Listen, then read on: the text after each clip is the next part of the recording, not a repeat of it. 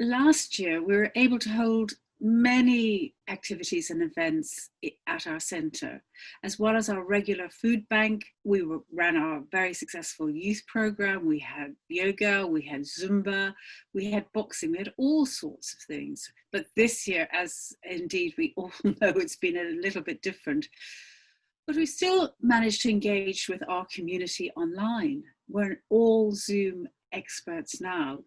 It has been a strange time, but really we have been so well supported by our funders, without whom nothing would be possible. For instance, the John Lyons charity have helped us to build a very successful youth program.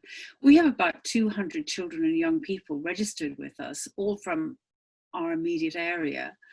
The Kensington and Chelsea Foundation have helped us to properly develop our VIP project, which sets out to combat social isolation and loneliness.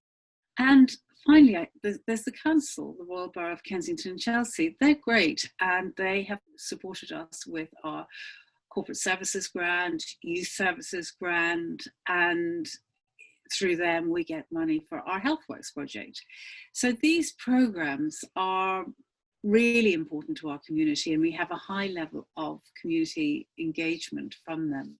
Last year, that's year 2019 to 2020, we attracted some 32,000 visitors to our centre. It won't be the same this year. Of those 32,000, 75% were coming from the borough itself, so that's really good. We're also halfway through this reporting year, and we have heard all the cliches about it being a roller coaster year and up and down and all of this, but I can tell you the centre staff have been amazing. Not only the staff, but we are gifted with some amazing volunteers. They have really, really helped us, and especially when it comes to things like food bank, just coming in, getting things going and getting food out to different people. It's been amazing. We haven't counted up the volunteer hours yet this year, but last year it was something like 1,460 hours that volunteers freely gave to us, and that is fantastic. So you're now going to hear from my colleagues about what they've been up to, and I hope you enjoy what you hear. Yes, so the biggest challenge we have at the moment is actually our food bank. Pre-COVID, we would see 50, 60 people a week. Last week, we saw 125. So the challenge we have is ensuring that every single person gets a bag of food that will sustain them for a couple of days. And a lot of the people who come to us are vulnerable. So we do have some challenging behavior that we have to deal with. And the volunteers are working so hard. We're here from 9 o'clock till like 7 o'clock at night. Most of the volunteers are local people, and I enjoy interacting with individuals. It's the most rewarding aspect where you can see someone who comes to the centre who maybe, you know, they're not as confident, they're not too sure about the next steps. Once they come and get involved with us, you just see someone just develop and grow, and suddenly they're this confident individual who often telling me what to do, which is brilliant. When the lockdown came, it was a massive challenge for us because the food bank is an essential service. So I had to still run this project with volunteers. There wasn't very many staff around because everybody was staying at home. Coupled to that was the fact that the centre, our heating, we had no hot water, no heating. So we had to shut the centre. And it was so frustrating to know that we couldn't help people in the community. So the food bank temporarily went to our local church. And then we reopened on May the 21st. And it was just such an amazing experience because we had to do things differently. In the past, people came inside. It was very much a community vibe. They came in, they had lunch, they got a food bag. Now we had to bag the foods ourselves and hand it to them. They couldn't come into the centre. And that's been a real challenge for us because there isn't much, engagement. And a lot of people who come to the food bank want to talk to us. They want to engage. People are dealing with social isolation. And unfortunately, we don't have the time to do that because our numbers have increased. So we're trying to deal with people's expectations of where the place they come for support. And, we have to limit what we can do with them. What I have learned since I have joined Dalgarno, I have learned that when we work as a team, we can make positive changes. It's possible. There is nothing that it's impossible when you work as a team. I am part of the community that I'm working with. I have traveled from another country and moved to UK as a foreigner. So Dalgarno is my second home. My community are my family. It's really hard not to see them face to face. It's hard not to see my colleagues face to face. Otherwise, with COVID, I would say the most challenging part was trying to deliver something online that we haven't tried before. Greatly well engaged, however, letting people know how to join Zoom with a English language barrier, with IT difficulties, with educational barrier. But our team worked hard to help the community to set up Zoom on their devices. After COVID, when we have started to deliver activities, we have decided to try a variety of activities to be delivered online, from Zumba to mindfulness to art and craft to crochet. The lovely ladies that they're attending the crochet workshop actually had to shield over the lockdown. So it was the best thing for them to sit around the camera and be able to knit with their hands, making something, creating something for themselves or loved ones, and being able to share their experiences, to talk to each other, and so they don't feel socially isolated at this strange time. Hi, I'm Devendra Dangle. I'm working with three main partners, community organizations.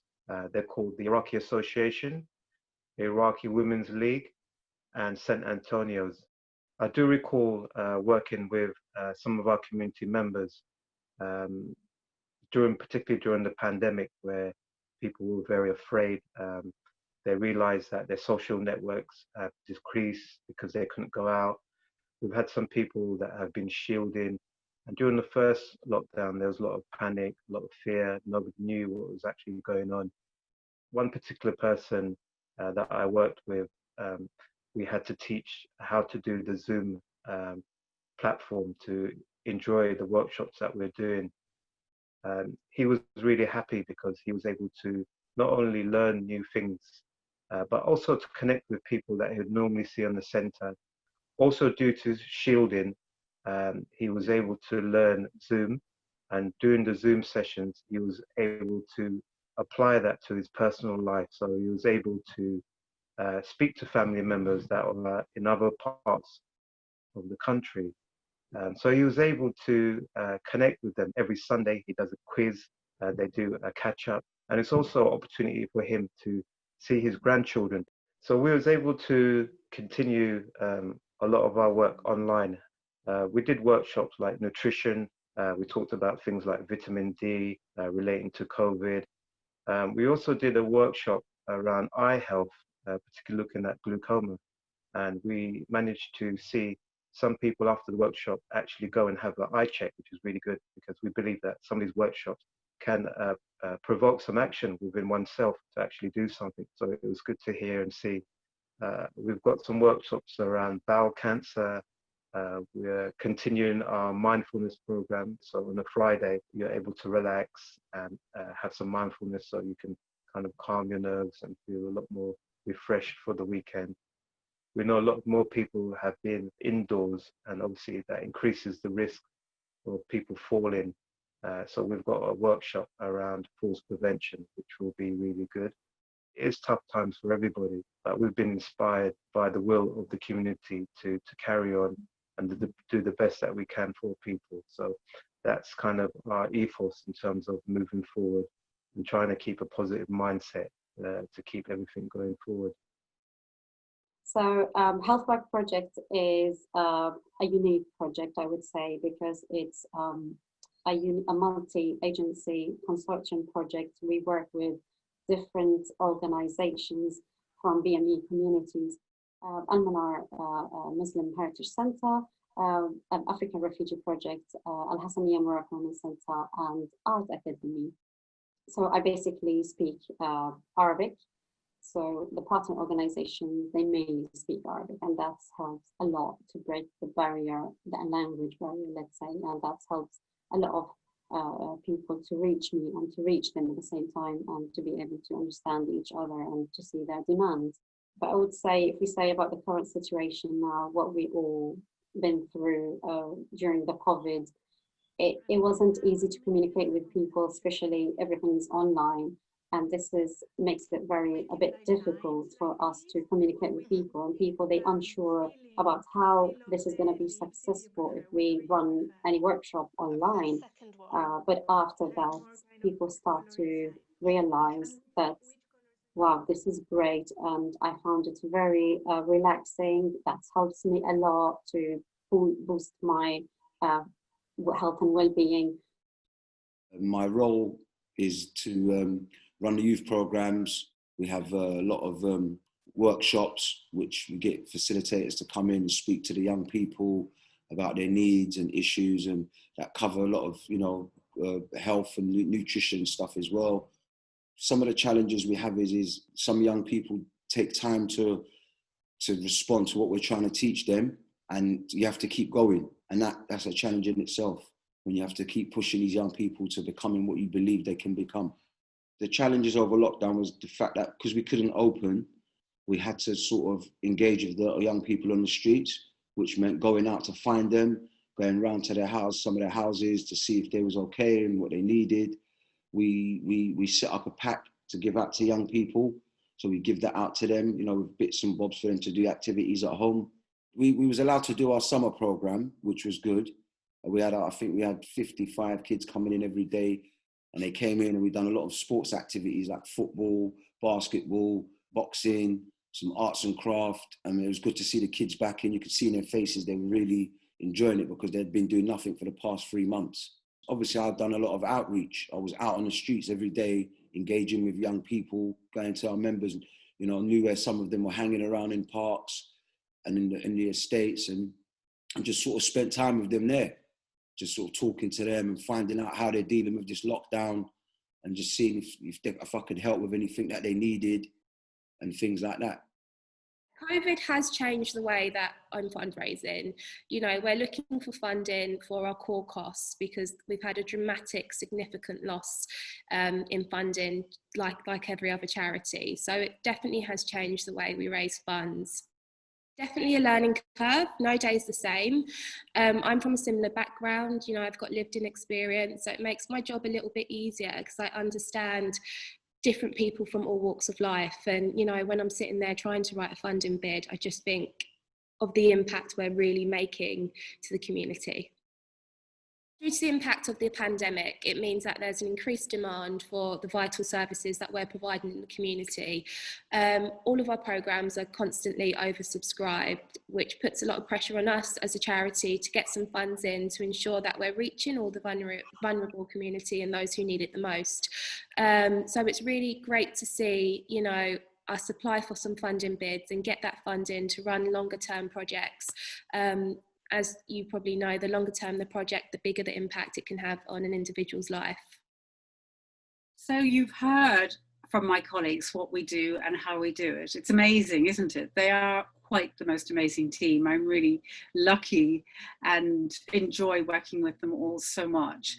And we really love what we do here at Dalgarno Trust. You can see that in the way we can engage with our community. Anyway, this has been a new and very different experience, an AGM over Zoom, and all part of the new way that we're working.